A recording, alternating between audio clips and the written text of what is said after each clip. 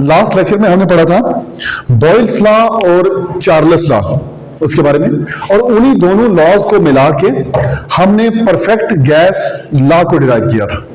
PV is equal to nRT, where ये P क्या था? प्रेशर, गैस का प्रेशर, गैस के मॉलिक्यूल की वजह से प्रेशर। ये V क्या था? V था वॉल्यूम। ठीक है, वॉल्यूम किसका? अब वो गैस के मॉलिक्यूल कितने बड़े वॉल्यूम में, कितने बड़े कंटेनर में, बड़े कंटेनर में ज्यादा वॉल्यूम, कम कंटेनर में कम वॉल्यूम होगा। ठीक है, उसके बाद n था नंबर ऑफ मॉलिक्यूल है कितने गैस के, ज्यादा होंगे तो ज्यादा वॉल्यूम होगा, ऑक्यूपाई कर लेंगे, कम होंगे तो कम को कर लेंगे। R था गैस का कोई एक कांस्टेंट हमने यूज किया था, क्योंकि हमने प्रोपोर्शनलिटी को हटाया था और कांस्टेंट यूज किया था। R तो हो गया T था टेम्परेचर, यानी अगर उस गैस को हम हीट करें, उसका टेम्परेचर बढ़ाएं, तो मॉलिक्यूल्स में तो रैंडम मोशन होगा, उनमें मोशन होगा, एक कोलिजन होगा, कोलाइड करेंगे, सब कुछ होगा, तो वो कितना टेम्परेचर हमने उसको अप्लाई किया, तो वो टेम्परेचर T था। इन सबको मिला के एक लॉ बन गया जिसको हम परफेक्ट गैस लॉ बोलते हैं।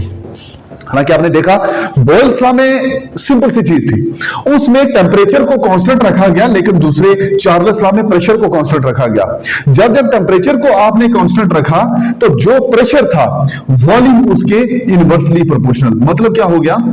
आपने इनवर्सली प्रोपोर्शनल देखा, ये क्या मतलब हो गया इसका? इसका मतलब क्या होता है? इसका मतलब ये टेम्परेचर को उतना ही रखो जितना वो है, चाहे वो कम रखो चाहे ज्यादा रखो, लेकिन कांस्टेंट रखना है जरूर। ठीक है, कांस्टेंट मतलब एक जैसा रखना। टेम्परेचर जब एक जैसा होगा तो जो वॉल्यूम होगा गैस का वो प्रेशर के इनवर्सली प्रोपोर्शनल, यानी कि अगर वॉल्यूम कम होगा तो ज्यादा दबाव पड़ेगा तो प्रेशर ज्यादा बनेगा। अगर वॉल्यूम बड़ा होगा, बहुत बड़ा वॉल्यूम है, तो उसकी वजह से क्या होगा कि प्रेशर कम होगा, क्योंकि मॉलिक्यूल दूर दूर में प्रेशर किसने डालना?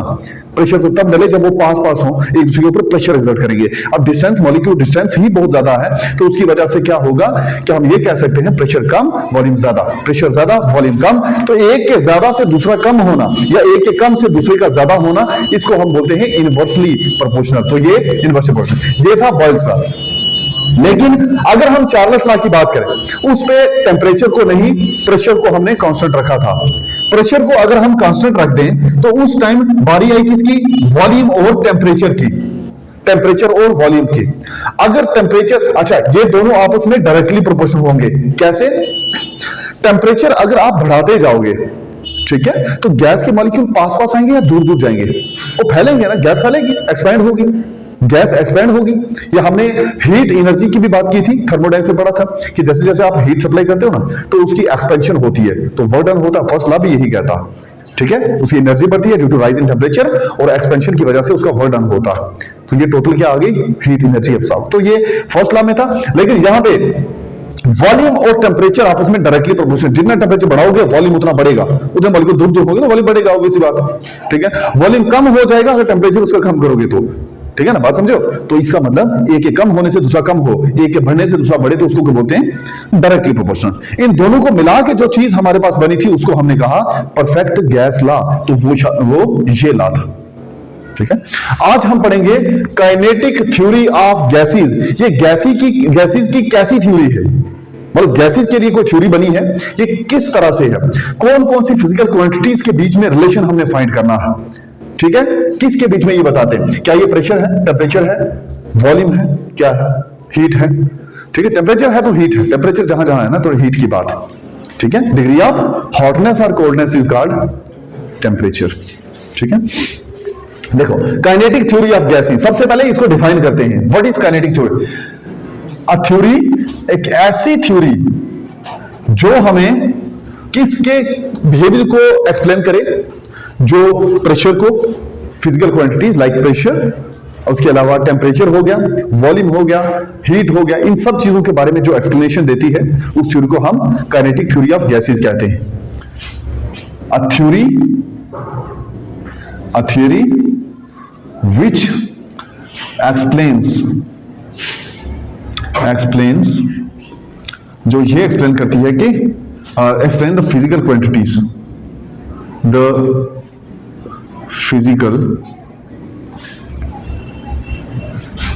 फिजिकल फैक्टर्स है, फिजिकल क्वांटिटी, ये जो प्रेशर टेम्परेचर है, फिजिकल क्वांटिटीज लाइक कौन कौन से? लाइक टेम्परेचर हो गया, टेम्परेचर, प्रेशर हो गया, और उसके अलावा हीट, ओके, वॉल्यूम हो गया गैस का, volume.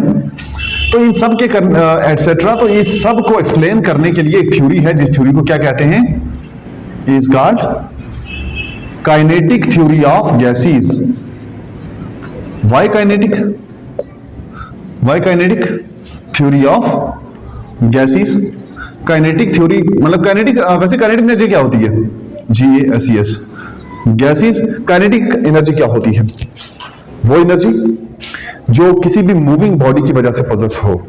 The energy possessed by a body due to its motion is called kinetic energy. ठीक है, तो काइनेटिक, यहां भी तो मोशन ही हो रहा है।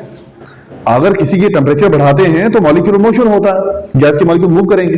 ठीक है, तो मोशन है kinetic energy, called kinetic theory of gases.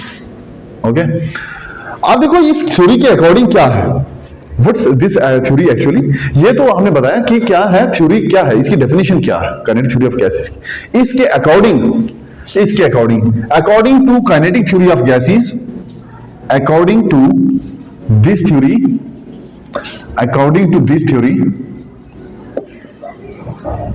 इस थ्योरी के अकॉर्डिंग, नंबर 1, गैस के जो मॉलिक्यूल्स हैं, गैस जो है वो छोटे छोटे पार्टिकल से, माइन्यूट पार्टिकल से बनी हुई है। ठीक है, सबसे पहली बात, इस थ्योरी के अकॉर्डिंग गैस जो है वो छोटे छोटे पार्टिकल से बनी हुई है, माइन्यूट पार्टिकल से बनी हुई है, जिनको हम मॉलिक्यूल कहते हैं। ठीक है, gas consist of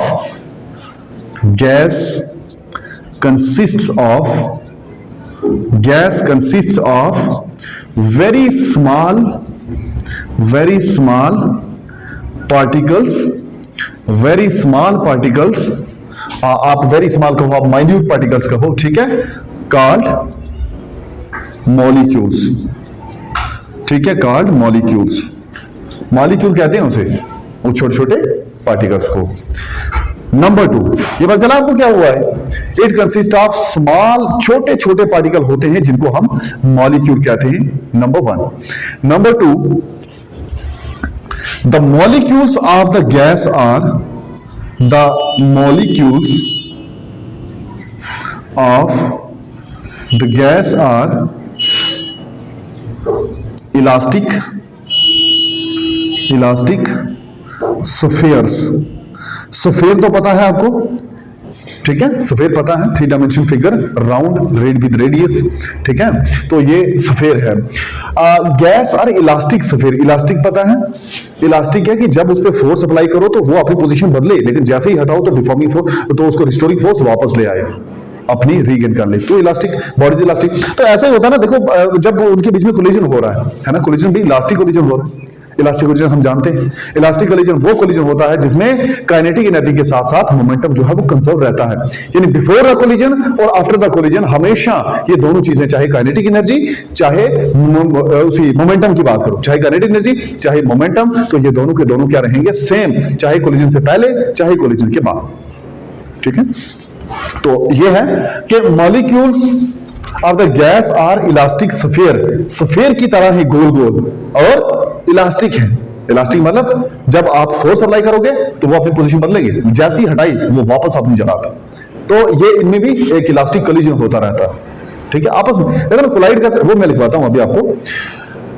number 3, the molecules of gas, the molecules of gas are in continuous random motion, continuous random motion. Random motion मतलब क्या हुआ कि वो किसी भी डायरेक्शन में, कहीं भी, ठीक है, मूव कर सकते हैं। थोड़ी सी हीट दे दो तो फिर देखना कहां कहां मॉलिक्यूल किधर किधर जाते हैं, पता नहीं होगा, अलग अलग डायरेक्शंस होंगी, अलग अलग स्पीड होगी। ठीक है, molecules of the gas are in continuous random motion, continue, लेकिन लगातार। मॉलिक्यूल्स जो गैस के होते हैं मोशन करते रहते हैं, लगातार मोशन करते रहते हैं। ठीक है, और लेकिन रैंडम मोशन होता है, कहीं भी हो जाता है मोशन, कहीं भी होगा, उसके लिए कोई पर्टिकुलर डायरेक्शन नहीं है। टेंपरेचर बढ़ना चाहिए, किस किस डायरेक्शन में मोशन होगा ये पता नहीं। नंबर 4 ये समझ आया आपको, molecules of the gas are in continuous random motion, लगातार मोशन होता रहता है। बाकी गैस के भी इलास्टिक स्फीयर होते हैं। The molecules of gas, molecules of gas move करते हैं, move in all the directions, in all the directions,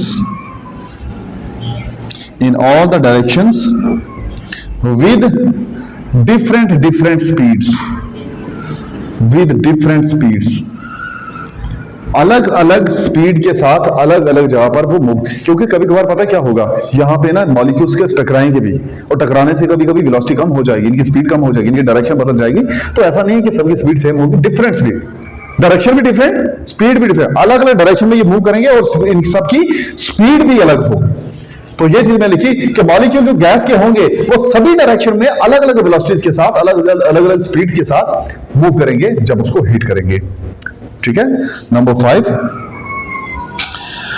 कोई भी दो मॉलिक्यूल्स आप ले लो, ठीक है, गैस के कोई भी दो मॉलिक्यूल लो, और उन मॉलिक्यूल्स का जो साइज होगा वो as compare to the distance between the two molecules बहुत छोटा होगा। नहीं समझ आया? मैं ये कह रहा हूं, मॉलिक्यूल गैस के कोई दो हो, उनके बीच में कुछ डिस्टेंस तो होगा, एक मॉलिक्यूल ये है, एक मॉलिक्यूल ये है, इन दोनों के बीच में डिस्टेंस होगा। इन दोनों के बीच में डिस्टेंस से कई गुना छोटा है क्या इनका अपना साइज। खुद ये छोटे हैं, इनके बीच में डिस्टेंस बड़ा है, खुद ये छोटे हैं, अब इनका साइज छोटा है, इनके बीच में डिस्टेंस देख लो।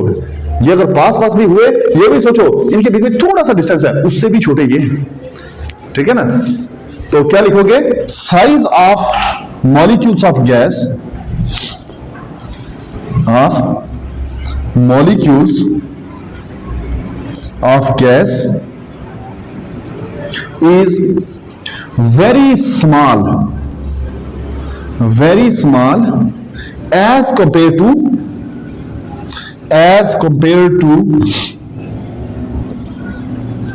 the distance between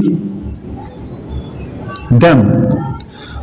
और देखो them, उन दो मतलब इन सब के बीच में से जितना डिस्टेंस है उससे ज्यादा कई गुना कम इनका अपना खुद का साइज है। ठीक है, बहुत छोटे, बहुत छोटे। नंबर 6, आपस में ऐसा नहीं है कि एक दूसरे को अट्रैक्ट कर लेते हैं, नहीं, वो खुद की स्पीड की वजह से अगर कोई साथ में रास्ते में आ गया तो उसके साथ टकरा जाएंगे, और नहीं आया तो चलो आखिर एक लिमिट तो होगी ना। जिस कंटेनर में डाला हुआ उसकी वॉल के साथ भी टकरा सकते हैं ना। कंटेनर की वॉल समझते हो कि कहीं पे तो एंड होगा ना गैस का, ऐसा तो खुली गैस छोड़ी हुई तो वो फिर उसको किसी कंटेनर में है नहीं, हम क्या करेंगे उसको, फिर हीट किसको करोगे, है ना? तो गैस एक कंटेनर में होगी और कंटेनर की वॉल के साथ भी टकराएंगी, और उसके अलावा आपस में भी तो टकराव होगा। ठीक है, तो हम ये कह सकते हैं कि कोलिजन सिर्फ आपस में ही नहीं होगा, बल्कि उसके अलावा कंटेनर के वॉल्स के साथ भी कोलिजन होगा। ठीक है, the molecules of the gas, the molecules of gas collide with each other, collide with each other, एक दूसरे के साथ कोलाइड करेंगे, एंड ऑल्सो, और कंटेनर की वॉल के साथ भी, also with the walls of, कौन सा कंटेनर, कौन सा कंटेनर, वो कंटेनर जिसमें गैस रखी हुई, कंटेनर कैरिंग गैस, जिस कंटेनर के बीच में गैस होगी उसके ये क्या होंगे,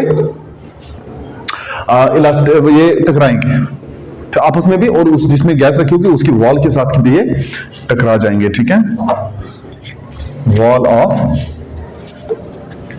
कंटेनर।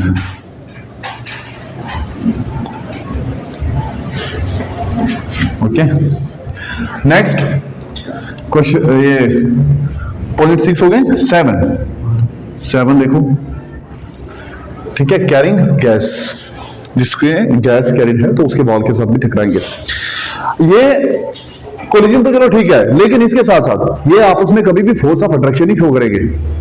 ठीक है, फोर्स ऑफ अट्रैक्शन, यानी एक दूसरे को अट्रैक्ट ही करेंगे, खुद से आगे टकरा जाएंगे, वॉल्स के साथ टकराएंगे, बट आपस में नहीं। तो क्या लिखेंगे? molecules of the gas, the molecules of the gas क्या करते हैं? Molecules of the gas doesn't, molecules of the don't लिखो, don't, doesn't क्यों नहीं लिखा मैंने बताया? जब प्लूरल होता है तो हम डू का यूज करते हैं, डज का यूज तभी जब सिंगुलर हो। ठीक है, तो ये मॉलिक्यूल्स है ना, तो molecules of the gas don't exert any pressure या ना प्रेशर ना फोर्स, एनी प्रेशर, क्या प्रेशर तो हो जाएगा क्योंकि एक दूसरे के साथ जब टकराएंगे, any force of attraction, any force of attraction on each other, एक दूसरे के ऊपर कोई फोर्स ऑफ अट्रैक्शन वगैरह कुछ नहीं ये करेंगे। नंबर 8, ऐसा नहीं है कि एक जगह पे कम दूसरी जगह पे ज्यादा, इनकी डेंसिटी जो है, मास पर यूनिट वॉल्यूम डेंसिटी होती है, तो इनकी जो डेंसिटी है ना वो एक जैसी होगी, घनापन एक जैसा होगा। हाँ, अलग बात है वॉल्यूम ज्यादा कर दो तो ज्यादा फैल जाएंगे, फिर भी उतनी करें। ऐसा नहीं कि कंटेनर के किसी एक हिस्से में गैस ज्यादा होगी दूसरे हिस्से में कम होगी, नहीं, वो बराबर होगा, डेंसिटी उसकी मॉलिक्यूल्स की एक जैसी होगी। ठीक है, the density of the molecules of gas, या density of gas, gas dense कहां पे, जहां मॉलिक्यूल ज्यादा है। ठीक है, द डेंसिटी ऑफ तो density molecule of gas is uniform throughout the container, पूरे कंटेनर के अंदर एक जैसी होगी, uniform density is uniform in whole container, whole मतलब या थ्रू आउट लिखो या होल लिखो, पूरे के पूरे कंटेनर में, कंटेनर। ठीक है, नंबर 9, ये प्रोसेस एक टर्म ही हो जाता है, साइमल्टेनियसली, सारा एक साथ ही, ऐसा नहीं कोई पर्टिकुलर फिक्स टाइम है, इंस्टेंटेनियस प्रोसेस है, उसी किसी भी इंस्टेंट ऑफ टाइम पे हो सकता है। It is instantaneous process, it is TANTANOUS, instantaneous process, ये प्रोसेस इंस्टेंटेनियस। तो बहुत आसान है, सबसे पहले कि थ्योरी ये एक्सप्लेन करे जो इन सब physical quantities like temperature, pressure, volume, gas, heat, इन सब के बारे में जो एक्सप्लेनेशन देती है उसको हम बोलते हैं काइनेटिक थ्योरी ऑफ गैसेस। सबसे पहले हमने इसके बारे में ये पढ़ा कि गैस कंसिस्ट होती है बहुत छोटे छोटे पार्टिकल्स के बीच में, पार्टिकल्स से, यानी गैस के अंदर छोटे छोटे पार्टिकल्स होते हैं जिसको हम मॉलिक्यूल्स कहते हैं, माइन्यूट पार्टिकल्स, इनको मॉलिक्यूल कहते हैं। मॉलिक्यूल गैस के जो है वो इलास्टिक स्फीयर की तरह होते हैं। मॉलिक्यूल गैस के कंटिन्यूस रैंडम मोशन में होते हैं, हर तरफ मोशन कर सकते हैं। मॉलिक्यूल गैस के मूव करते हैं सारी डायरेक्शन में, हर एक डायरेक्शन में विद डिफरेंट डिफरेंट स्पीड। और उसके अलावा साइज जो मॉलिक्यूल्स गैस का होता है बहुत ही छोटा होता है एज कंपेयर टू उनके अपने डिस्टेंस के, एक दूसरे से कितना दूर है उससे कई ज्यादा गुना कम उसका अपना साइज होता है। मॉलिक्यूल जो गैस के हैं वो आपस में तो कोलाइड करते ही हैं, साथ में वॉल ऑफ द कंटेनर के भी जिसमें गैस पड़ी होती है वो टकराते हैं। ठीक है, यानी कोलाइड करते हैं, इलास्टिक है तो इलास्टिक कोलिजन होगा। मॉलिक्यूल गैस के नहीं कोई भी फोर्स ऑफ अट्रैक्शन वगैरह नहीं एक्सर्ट करते एक दूसरे के ऊपर, नहीं तो खींच लें, एक दूसरे को पकड़ लें, ऐसा होता नहीं है, वो टकराते हैं और दूर भाग जाते हैं। ठीक है, कोलाइड करके। डेंसिटी जो मॉलिक्यूल की होती है गैस की वो uniform throughout the container होती है, पूरे कंटेनर के अंदर एक जैसी गैस है, मतलब ऐसा नहीं कि कहीं पे घनी है, कहीं पे मॉलिक्यूल ज्यादा है, कहीं पे मॉलिक्यूल कम है, नहीं, बराबर बराबर की होती है। ठीक है, और लास्ट पे मैंने लिखा कि ये एक इंस्टेंटेनियस प्रोसेस है, किसी भी इंस्टेंट ऑफ टाइम पे हो सकता है। तो ये थी काइनेटिक थ्योरी ऑफ गैसेस।